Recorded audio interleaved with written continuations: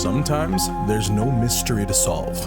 Sometimes it isn't food being investigated, but the egos and online personalities who try to generate buzz and marketing for their product through influence and spectacle. That's called hype, and you don't need a sleuth for that. For that, you need a hype hunter. Welcome to Food Sleuths, Hype Hunters Edition. Target ID 004, California English. The Hype. California English, my restaurant in Sorrento Mesa. Listen, this is beer and vodka battered true Atlantic cod, triple cooked chips. I think they're the best chips in San Diego, if not Southern California. Come at me for it. Expectations. Fish and chips and British food in general used to have a not-so-stellar reputation in the beginning. Lauded as bland and uninteresting, it took at least 2 decades to shed its reputation from dull plates to having famous names like Marco Pierre White and Gordon Ramsay to break conceptions of British fare and British food in general. Harry Potter would also introduce the world to UK concepts of desserts and meals as the foodie trend jumped the pond into the US. Adding to that, shows like Great British Bake Off really highlighted delicately crafted pastries and cakes, allowing more creativity and authenticity bleed into UK food culture. Lastly, the gastropub movement really inspired bringing higher levels of cuisine to the casual bar to elevate an experience to more palates using simple ingredients. Fish and chips is a classic British pub staple with 1 or 2 deep-fried white fish in a crispy batter served with a chips or basically British French fries. Sauces could include malt vinegar, ketchup, or HP sauce for the chips, and potentially some kind of tartar sauce and lemon for the fish. Your mileage may vary. The white fish should be moist and tender flakes, while the batter is crunchy and airy. The flavor should be mild and succulent and should pair well with the lemon and tartar sauce. Adding a little malt vinegar also brings a nice acidity to the dish. The chips, if authentic, should be beefy, squarish, angled logs that share a similarity with their fish partner, by also being crunchy on the outside, but soft on the inside with a pillowy mashed potato center. These chips should be lightly salted, but will love taking dips in your sauce of choice. Finally, if you have it, you'll have some type of vegetable side like coleslaw, peas, or mushy peas.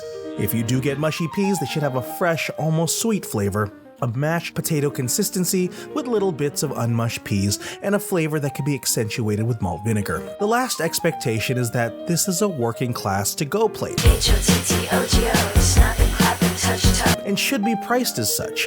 Ingredients such as cod, haddock, or other mild white fish as well as potatoes and peas should be plentiful and therefore drive a reasonable cost. Now, how does California English stack up to the hype?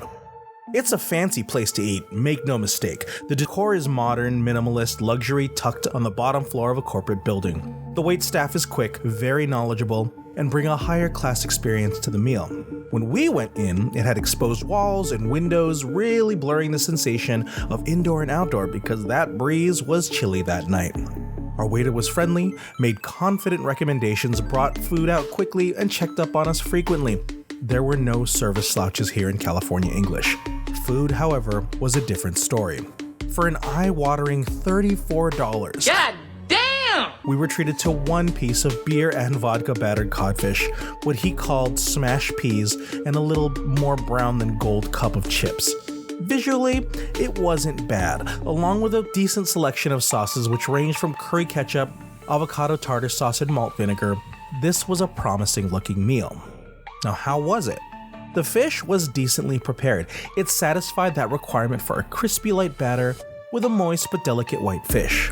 Solid, but was it worth its hype title? I've had similar fried fish, some were much larger, and the variance in taste and quality I'd say was about 5 to 10% either way. So is it really well made? Absolutely. Was it the best? That could be debatable. The dish needs to be judged on the whole of its parts. And here's the claim that we were hunting. Triple cooked chips. I think they're the best chips in San Diego, if not Southern California. Come at me for it. How were the chips? These triple cooked chips that the owner claims might be the best in San Diego, if not Southern California, was a tall order. And it was not. At least the batch we ate, the outside part wasn't a good crunch.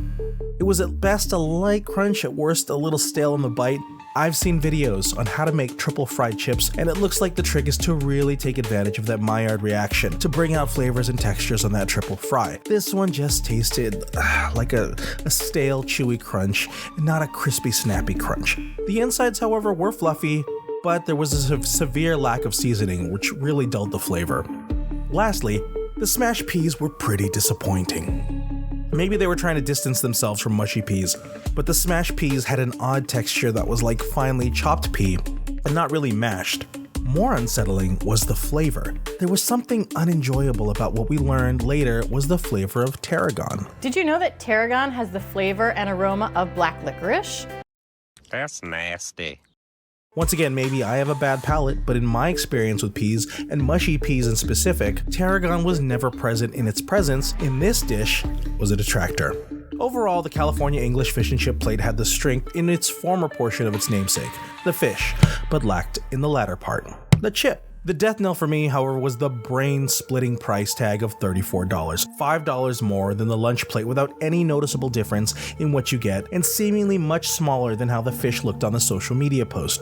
The pricing for what equates to a blue-collar dish was pretty brutal. Nothing on the plate justified the price tag, and if I had to do it again, I'm sure I could find a superior fish and chips platter for half the price. California English, maybe you have better dishes, your service was absolutely stellar, but your fish and chip plate failed to live up to my modest expectations of what a premium dish should taste like, and it definitely didn't justify the wallet gouge. Consider this hype hunted. As an aside, my memories of superior fish and chips would take me to Shakespeare's Pub on India Street. Previously known among San Diegans for having the best fish and chips in the US, I came here specifically to remind myself what a good plate tastes like. Shockingly, the fish batter was chewy, the pub chips were soggy, and only the mushy peas kept the flavor and texture that I remember. Thankfully, it was only $10, so while it did disappoint, I didn't have to mortgage my house to eat it. We were now at a loss because we couldn't find a superior fish and chip place in San Diego, which means it's now a perfect case for the Food Sleuths. We'll see you then. You want more Food Sleuths? Subscribe, sign up for notifications, like the video, share it with other foodies, or help out the creator of this channel by joining the Mel's World Patreon. We'll see you on the next case.